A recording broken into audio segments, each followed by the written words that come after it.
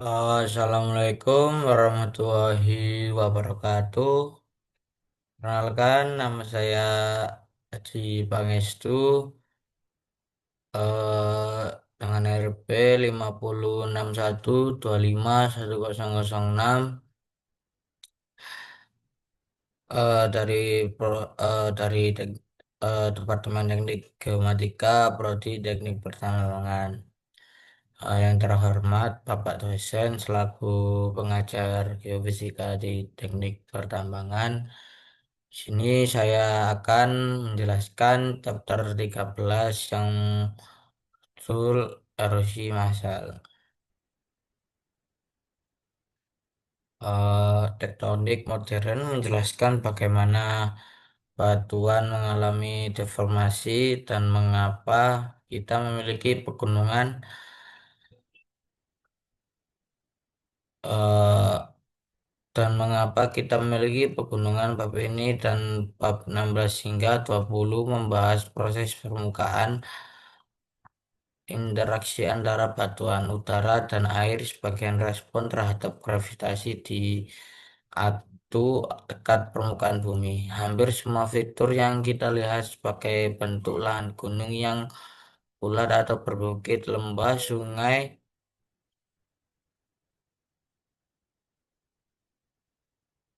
eh, di sepanjang pesisir laut, gua, bukit pasir, dan sebagainya adalah hasil dari proses permukaan. Proses permukaan meliputi pelapukan erosi, transportasi, dan pengendapan. Bab-bab berikutnya membahas peran air mengalir.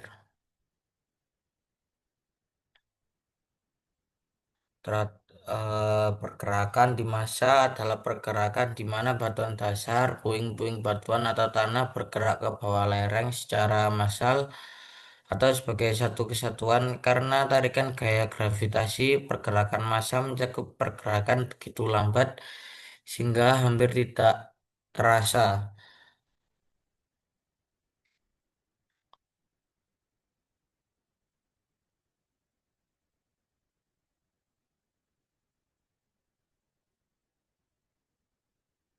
melainkan kita akan membahas sabuk pegunungan utama bumi, rangkaian pegunungan sepanjang ribuan kilometer yang terdiri dari banyak barisan pegunungan. Barisan pegunungan adalah sekelompok pegunungan yang berdekatan atau pegunungan bukit. Para paralel adalah sekelompok pegunungan yang berdekatan atau punggung bukit paralel. Dap- Dapat dilihat pada gambar 5.1.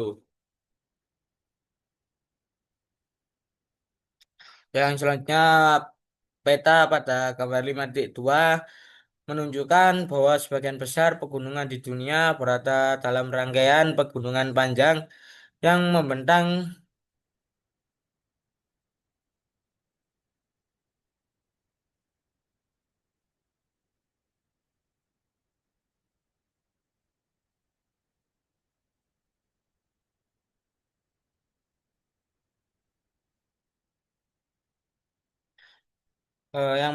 ribuan kilometer. Himalaya, Andes, Alpine, dan Alpesian adalah contoh sabuk pegunungan utama yang masing-masing terdiri dari banyak pegunungan. Para ahli geologi merasa bekerja di pegunungan menantang secara fisik dan merangsang secara intelektual. Pegunungan tinggi memiliki permukaan yang curam dan paparan batuan dasar yang luas. Hal ini baik karena memungkinkan seorang ahli geologi untuk menguraikan hubungan timbal balik yang kompleks antara satu satuan batu. Namun ahli geologi disebut mungkin harus menjadi pendaki gunung yang mahir untuk mengakses paparan yang baik. Sebaliknya, pendaki gunung yang mengembangkan minat pada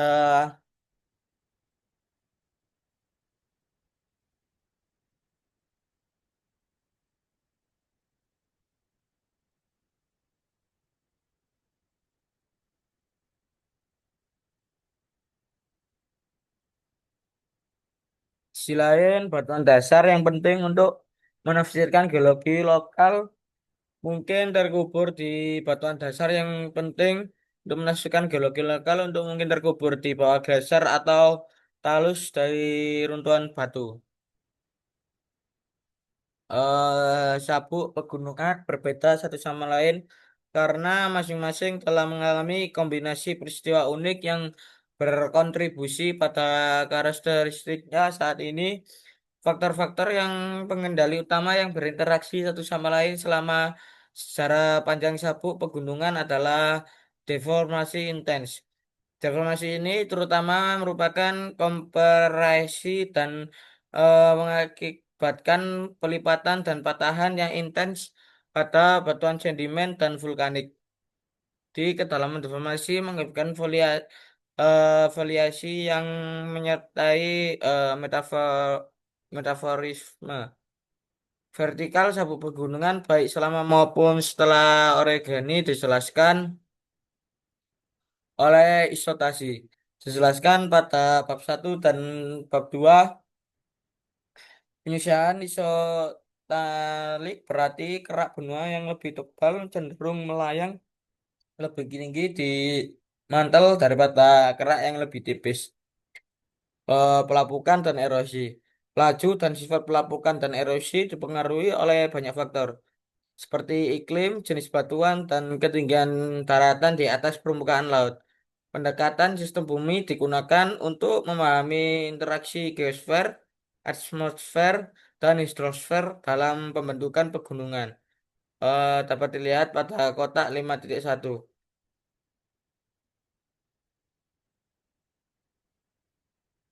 Yang selanjutnya pendekatan pendekatan sistem untuk memahami pegunungan. Pegunungan pendekat ini memandang pegunungan sebagai produk dan tiga komponen yang saling bergantung erat. Tektonik, lempeng isotasi, iklim, dan tiganya erosi. Kecenderungan di masa lalu adalah berfokus pada tektonik untuk menjelaskan pertumbuhan sabuk pegunungan dan mengesampingkan peran iklim pada skala yang relatif kecil. Melalui analisis sistem pegunungan, kita memperoleh wawasan tentang sejauh mana masing-masing dari ketiga komponen tersebut berinteraksi dan mengubah dua komponen lainnya. Iklim mempengaruhi erosi dengan cara yang jelas. Misalnya kita beriklim basah akan terjadi erosi akibat limpahan air mengalir di dataran rendah dan gelasi berat di dataran tinggi. Erosi dan iklim juga dapat mengaruhi tektonik. Misalnya tingkat dan jenis erosi dapat membantu menentukan apakah dataran tinggi bertambah tinggi atau lebih rendah seiring waktu jika sebuah dataran tinggi yang hanya terkikis di bawah secara merata dapat dilihat pada gambar kotak satu. Setelah erosi, sotasi menyebabkan dataran tinggi tersebut mengapung ke atas tetapi tidak mencapai ketinggian semula. Yang selanjutnya karakteristik utama sabuk pegunungan. U- Ukuran dan penjajaran sabuk pegunungan utama sangat panjang dibandingkan dengan lehernya, dibanding dengan lebarnya pada gambar 5.3 menunjukkan dua sabuk pegunungan utama Amerika Utara, pegunungan Appalachian di sepanjang pantai timur dan Cordillera Amerika Utara di barat.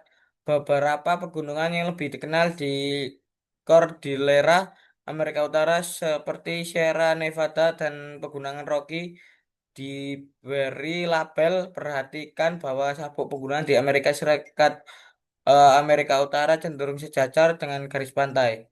Namun beberapa sabuk pegunungan di belahan dunia lain, terutama Himalaya, tidak sejajar dengan garis pantai. Itu yang selanjutnya ketebalan dan karakteristik lapisan batuan. Lapisan batuan sedimen yang relatif tipis yang menutupi dasar di keraton sangat kontras dengan urutan sedimen tebal yang khas dari sabuk pegunungan.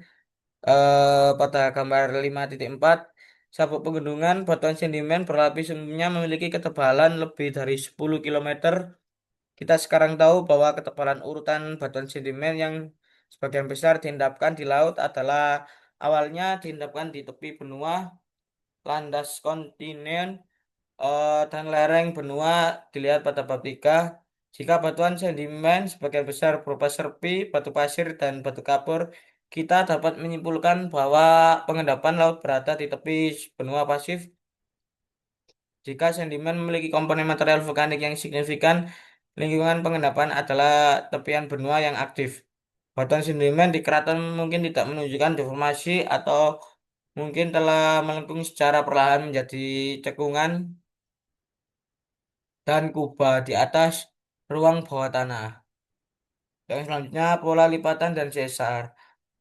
Mekrontusi posisi asli dan menentukan ketebalan lapisan batuan, sedimen dan vulkanik di pegunungan sabuk itu rumit karena dalam banyak kasus lapisan batuan-batuan telah terlipat dan patah setelah diendapkan. Lihat pada gambar 5.6. Saat Anda membaca paragraf berikut, lipatan akan terbuka di bagian sabuk pegunungan yang deformasinya tidak terlalu intens. Lipatan yang lebih rapat pada gambar 5.7 menunjukkan deformasi yang lebih besar terbalik besar dari lipatan seberbaring pada gambar 5.8. Mungkin terekspos lebih intens bagian sabuk pegunungan yang terdeformasi secara naik sering terjadi terutama di daerah yang terlipat rapat. Terutama yang perlu diperhatikan adalah sabuk lipatan dan sabuk dorong yang ditemukan di banyak wilayah pegunungan. Yang selanjutnya adalah metamorfisme dan plutonisme. Kompleks kompleks batuan metamorf dan plutonik regional umumnya ditemukan di punggungan yang paling intens. Bagian-bagian sabuk pegunungan utama yang terdeformasi. Sebagian besar batuan metamorf awalnya merupakan batuan sedimen dan vulkanik yang telah terkubur dalam dan mengalami tekanan hebat dan suhu tinggi selama orgian Wigmat batuan granit untuk metamorf yang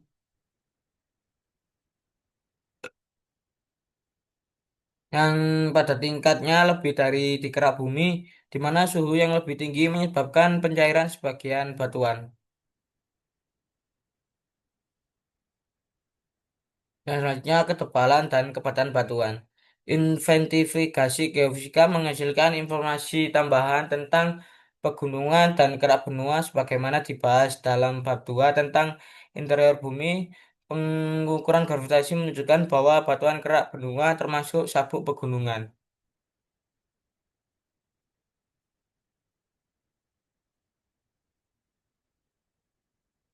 Untuk yang selanjutnya, ciri-ciri pegunungan aktif.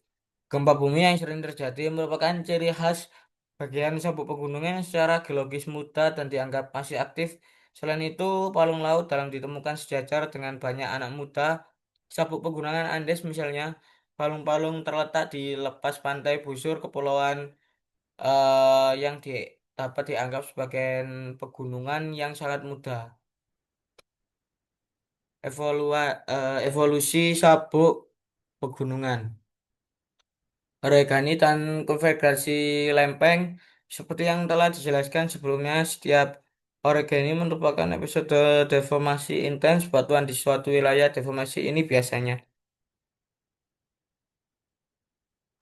gambar 5.10 ini menjelaskan penampang sabuk pegunungan tentang keruntuhan dan penyebaran gravitasi terjadi selama konvergasi lempeng.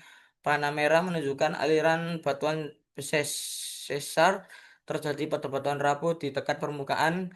Batuan yang mengalami metamorfosis ke dalam mengalir ke tingkat yang lebih tinggi di sabuk pegunungan. Tidak digambar sesuai skala.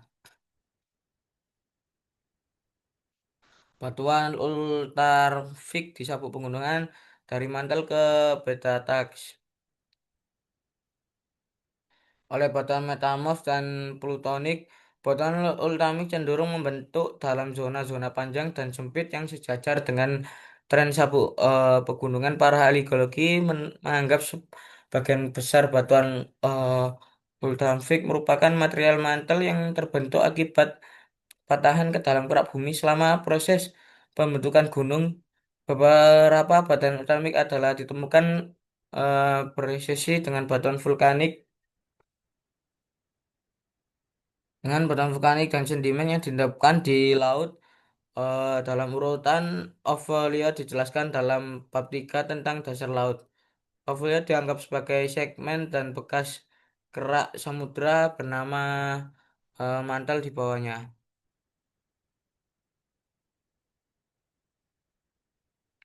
Regani dan Konfigurasi Samudra Benua pada gambar 5.6 menunjukkan sabuk penggunaan hipotesis yang memiliki konversi samudra benua yang berkelanjutan, penggunaan Andes, tempat lempeng Amerika Selatan, gunung lempah menumpang lempeng NASA adalah contohnya pada gambar 11.26 dan 15.17 menunjukkan proses batuan beku dan metamorfisme selama konfigurasi samudra benua.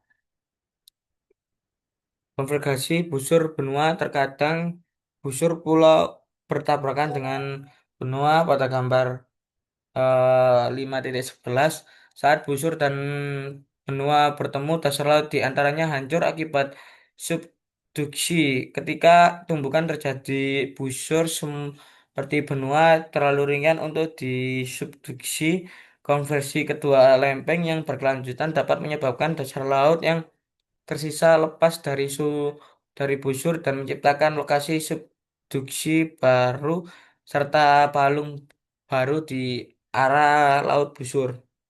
Kita gambar 5.11 C.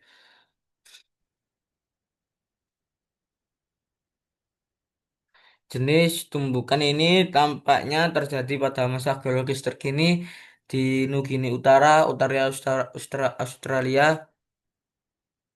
Tumbukan serupa mungkin telah menambahkan busur kepulauan ke kompleks Sierra Nevada di California selama masa Mesozoikum. Ketika zona subduksi mungkin telah ada di wilayah yang sekarang menjadi California Tengah. Banyak ahli geologi berpendapat bahwa sebagian besar Amerika Utara paling barat terbentuk dari serangkaian busur yang bertabrakan dengan Amerika Utara. Dibahas kemudian dalam bab ini di bagian tera yang tergeser. Selama Paleozoikum, tumbukan busur benua memainkan peran penting dalam penumbukan pegunungan Appalachia pada gambar 5.12.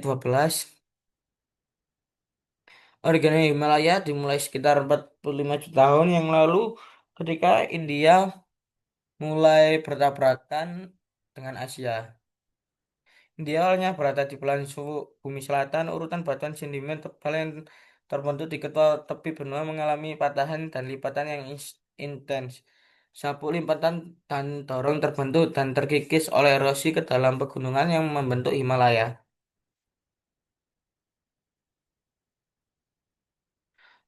Gerakan kerak saat ini dalam dan sekitar Himalaya dan Tibet ketika India terus bergerak ke utara, beberapa gerakan dibelokkan dari eh, menunjukkan sistem patahan besar yang membentang melalui Tiongkok dengan negara-negara tangga yang hubungannya dengan tumbukan tempeng yang sedang berlangsung.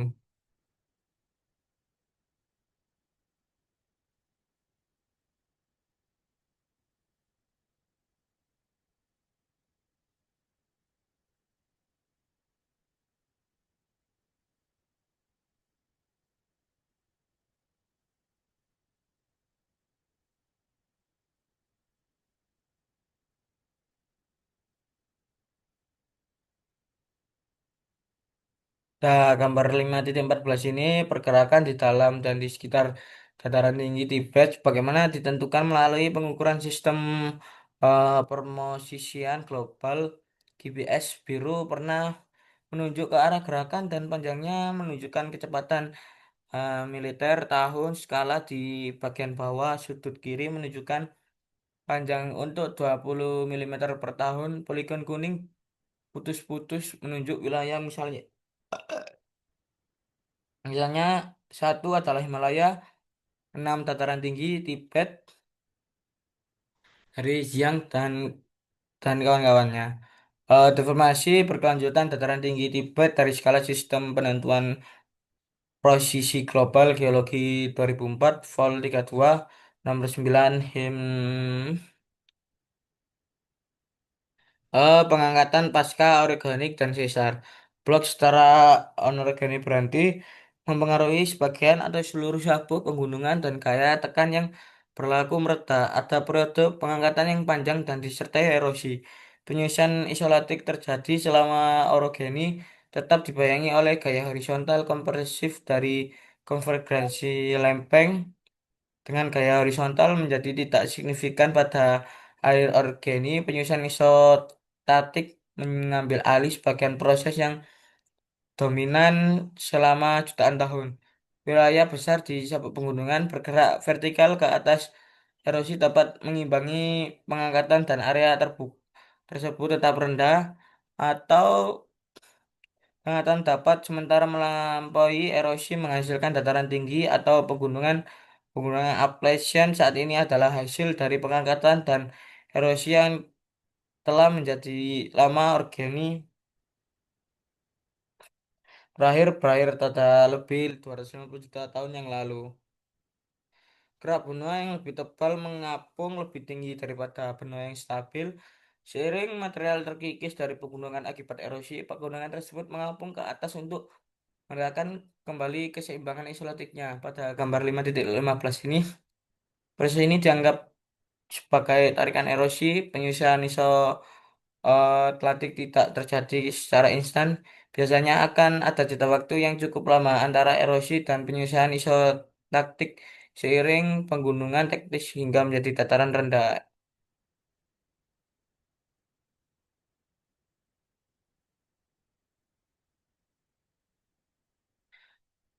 Sesar normal terbentuk setelah orogeny di beberapa lokasi. Satu adalah ketika semua sebuah benua terbelah dan terbentuk pada divergen. Lihat pada bab 4.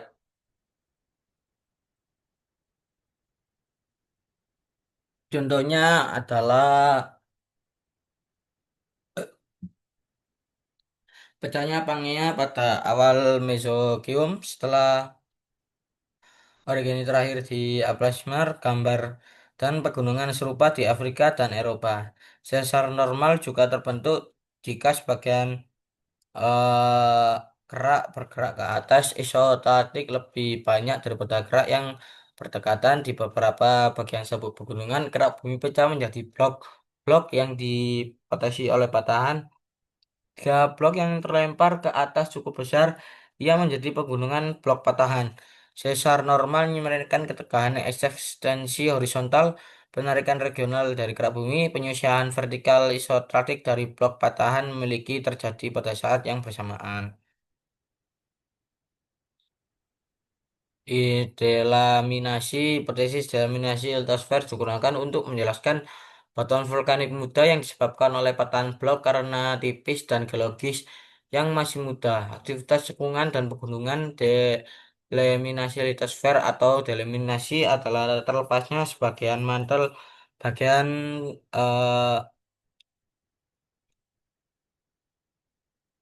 Setelah terlepasnya bagian mantel, bagian litosfer di bawah sabuk pegunungan pada gambar 5.20, seperti yang Anda ketahui, litosfer terdiri dari kerak dan mantel yang kaku di bawahnya. Di bawah litosfer terdapat lapisan yang lebih panas dan lentur.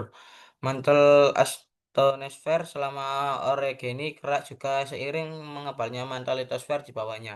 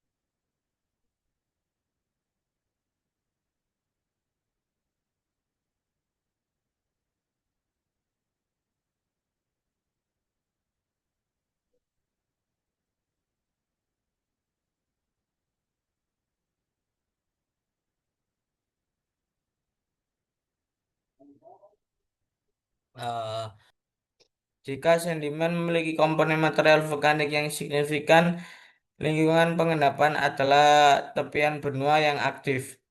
Batuan sedimen di keraton mungkin tidak menunjukkan deformasi atau mungkin telah melengkung secara perlahan menjadi cekungan dan kuba di atas ruang bawah tanah. Yang selanjutnya pola lipatan dan sesar. Mekrontusi posisi asli dan menentukan ketebalan lapisan batuan, sedimen dan vulkanik di pegunungan sabuk itu rumit karena dalam banyak kasus lapisan batuan-batuan telah terlipat dan patah setelah diendapkan. Lihat pada gambar 5.6 saat Anda membaca paragraf berikut. Lipatan akan terbuka di bagian sabuk pegunungan yang deformasinya tidak terlalu intens. Lipatan yang lebih rapat pada gambar 5.7 menunjukkan deformasi yang lebih besar terbalik besar dari lipatan seberbaring pada gambar 5.8. Mungkin terekspos lebih intens bagian sabuk pegunungan yang reformasi secara naik sering terjadi terutama di daerah yang terlipat rapat, terutama yang perlu diperhatikan adalah sabuk lipatan dan sabuk dorong yang ditemukan di banyak wilayah pegunungan. Dan selanjutnya adalah metamorfisme dan plutonisme. Kompleks kompleks batuan metamorf dan plutonik regional umumnya ditemukan di pegunungan yang paling intens. Bagian-bagian sabuk pegunungan utama yang terdeformasi. Sebagian besar batuan metamorf awalnya merupakan batuan sedimen dan vulkanik yang telah terkubur dalam dan mengalami tekanan hebat dan suhu tinggi selama orgian Wigmat batuan granit untuk metamorf yang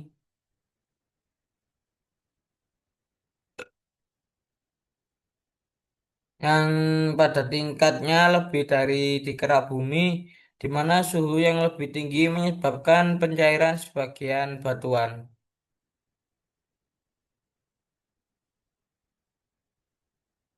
Dan selanjutnya ketebalan dan kepadatan batuan. Inventifikasi geofisika menghasilkan informasi tambahan tentang pegunungan dan kerak benua sebagaimana dibahas dalam bab 2 tentang interior bumi. Pengukuran gravitasi menunjukkan bahwa batuan kerak benua termasuk sabuk pegunungan.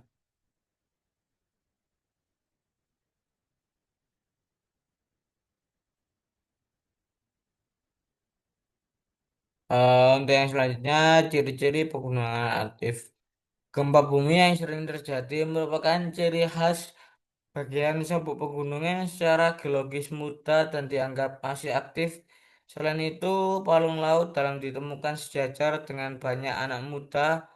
Sabuk pegunungan Andes misalnya, palung-palung terletak di lepas pantai busur kepulauan yang dapat dianggap sebagai pegunungan yang sangat muda. Evolusi sabuk pegunungan. Oregani dan konfederasi lempeng seperti yang telah dijelaskan sebelumnya, setiap origami merupakan episode deformasi intens batuan di suatu wilayah. Deformasi ini biasanya gambar 5.10 ini menjelaskan penampang sabuk pegunungan tentang keruntuhan dan penyebaran gravitasi terjadi selama konvergasi lempeng. Panah merah menunjukkan aliran batuan sesar terjadi pada batuan rapuh di dekat permukaan. Batuan yang mengalami metamorfosis ke dalam mengalir ke tingkat yang lebih tinggi di sabuk pegunungan. Tidak digambar sesuai skala. Batuan ultrafik di sabuk pegunungan dari mantel ke beta tax oleh batuan metamorf dan plutonik.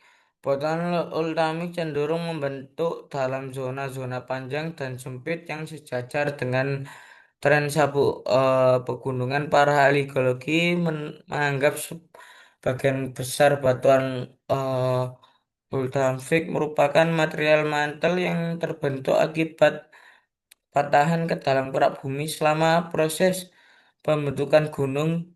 Beberapa badan vulkanik adalah ditemukan beresesi dengan batuan vulkanik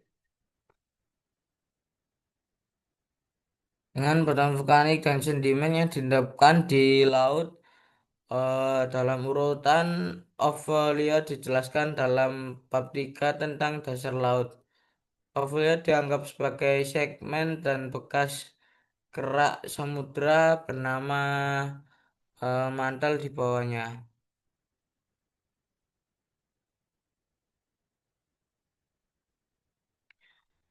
Regeni dan konfigurasi samudra benua pada gambar 5.6 menunjukkan sabuk penggunaan hipotesis yang memiliki konversi samudra benua yang berkelanjutan. Penggunaan Andes, tempat lempeng Amerika Selatan, Gunung Lembah menumpang lempeng NASA adalah contohnya pada gambar 11.26 dan 15.17 menunjukkan proses batuan beku dan metamorfisme selama konvergasi samudra benua. Konvergasi busur benua terkadang busur pulau bertabrakan dengan benua pada gambar 5.11 saat busur dan benua bertemu dasar laut di antaranya hancur akibat subduksi. Ketika tumbukan terjadi busur seperti benua terlalu ringan untuk disubduksi. Konversi kedua lempeng yang berkelanjutan dapat menyebabkan dasar laut yang tersisa lepas dari busur dan menciptakan lokasi subduksi baru serta palung baru di arah laut busur. Pada gambar 5.11 C.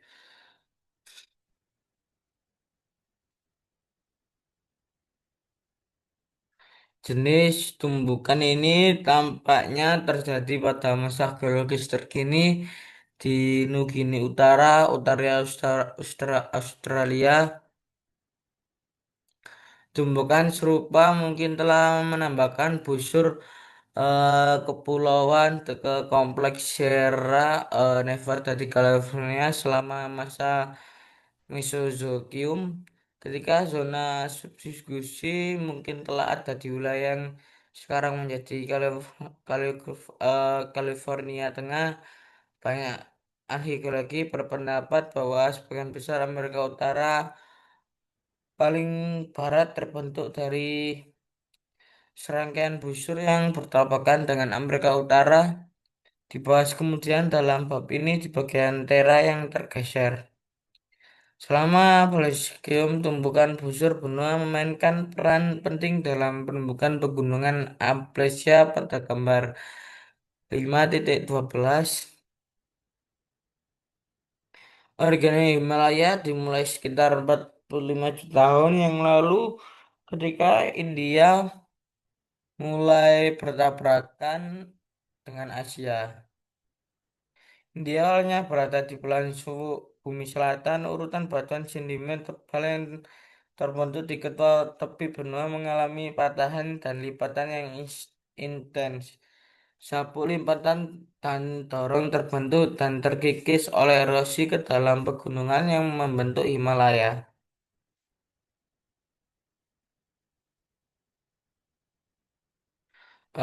Gerakan kerak saat ini dalam dan sekitar Himalaya dan Tibet ketika India terus bergerak ke utara, beberapa gerakan dibelokkan dari eh,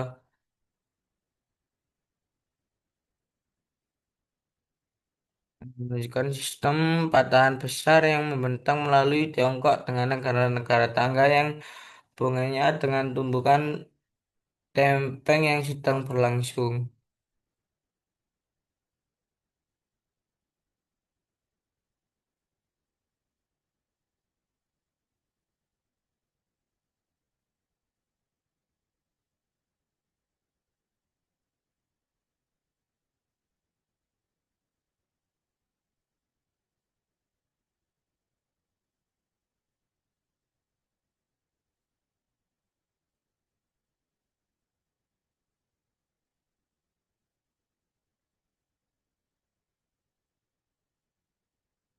Nah, gambar 5.14 ini pergerakan di dalam dan di sekitar dataran tinggi Tibet bagaimana ditentukan melalui pengukuran sistem permosisian global GBS biru pernah menunjuk ke arah gerakan dan panjangnya menunjukkan kecepatan militer tahun skala di bagian bawah sudut kiri menunjukkan panjang untuk 20 mm per tahun. Poligon kuning putus-putus menunjuk wilayah misalnya satu adalah Himalaya, enam dataran tinggi Tibet dari Xiang dan kawan-kawannya. Deformasi berkelanjutan dataran tinggi Tibet dari skala sistem penentuan posisi global geologi 2004 Vol 32 nomor 9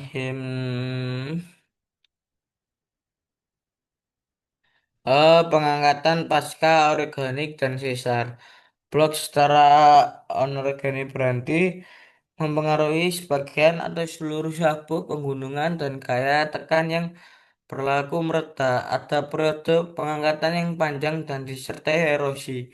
Penyusutan isolatik terjadi selama orogeni tetap dibayangi oleh gaya horizontal kompresif dari konvergensi lempeng dengan gaya horizontal menjadi tidak signifikan pada air organi. Penyusutan isostatik mengambil alih sebagian proses yang dominan selama jutaan tahun.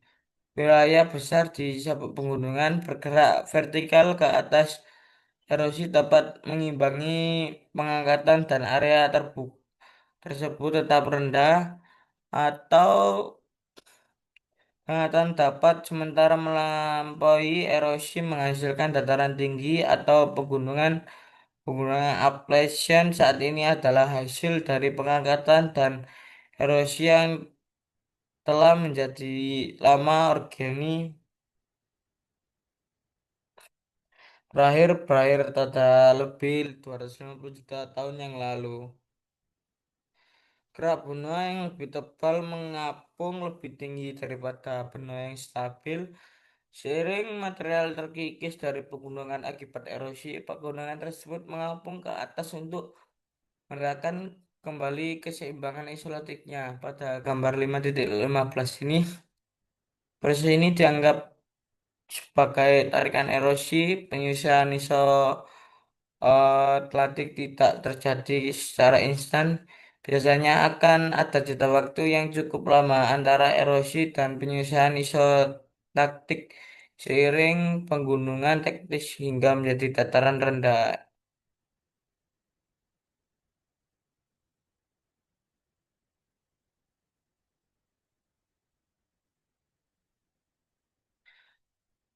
Sesar normal terbentuk setelah orogeny di beberapa lokasi. Satu adalah ketika semua sebuah benua terbelah dan terbentuk pada divergen. Lihat pada bab 4.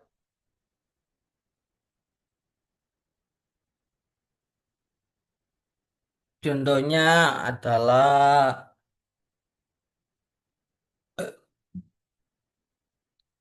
petanya Pangea pada awal Mesozoikum setelah origami terakhir di Aplasmar, gambar dan pegunungan serupa di Afrika dan Eropa. Sesar normal juga terbentuk Jika sebagian eh, gerak bergerak ke atas, isostatik lebih banyak daripada gerak yang berdekatan di beberapa bagian sebuah pegunungan. Gerak bumi pecah menjadi blok-blok yang dibatasi oleh patahan. Jika blok yang terlempar ke atas cukup besar, ia menjadi pegunungan blok patahan. Sesar normal memberikan ketegangan eksistensi horizontal, penarikan regional dari kerak bumi, penyusian vertikal isostatik dari blok patahan memiliki terjadi pada saat yang bersamaan.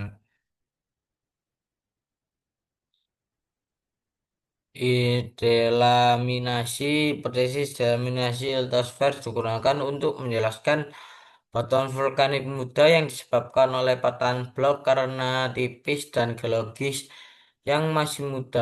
Aktivitas cekungan dan pegunungan delaminasi litosfer atau delaminasi adalah terlepasnya sebagian mantel bagian eh,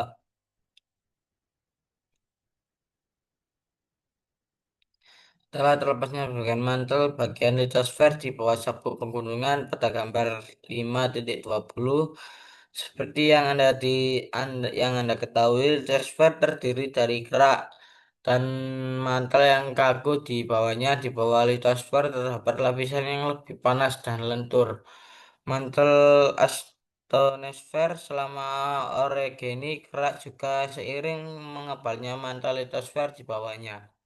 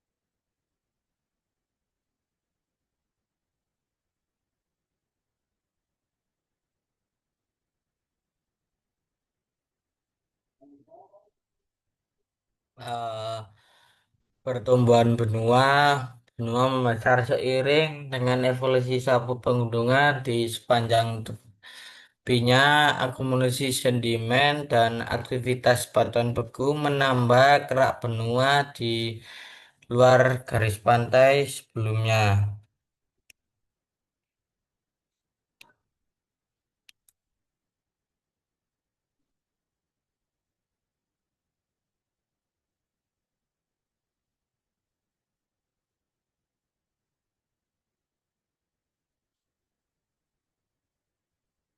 Di sepanjang tebingnya, akumulasi sedimen dan aktivitas batuan beku menambah kerak benua baru di luar garis pantai sebelumnya.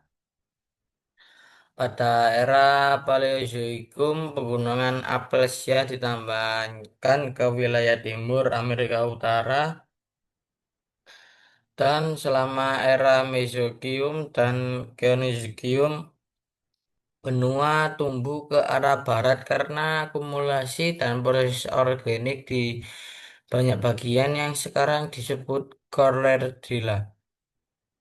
Oleh karena itu, jika kita melakukan penanggalan istososfik terhadap batuan yang telah mengalami orogeni dimulai dari perisai Kanada dan berlanjut ke pesisir timur dan barat, kita akan menemukan bahwa batuan tersebut semakin mudah. Secara umum, hal ini tampaknya memang demikian, namun ada beberapa pengecualian yang cukup mencolok. Wilayah sabuk pegunungan, usia, dan karakteristik batuan dasar tampak tidak berhubungan dengan wilayah yang berdekatan. Untuk memahami geologi sabuk pegunungan, para ahli geologi dalam beberapa tahun terakhir mulai membagi sabuk pegunungan utama menjadi teran tektonografi atau lebih sederhananya adalah teran. Wilayah yang di dalamnya terdapat kontinuitas geologis. Geologi dalam satu teran sangat berbeda di teran di sekitarnya. Batas teran biasanya berupa patahan. Biasanya sebuah teran mencakup ribuan kilometer persegi, tapi beberapa teran jauh lebih kecil.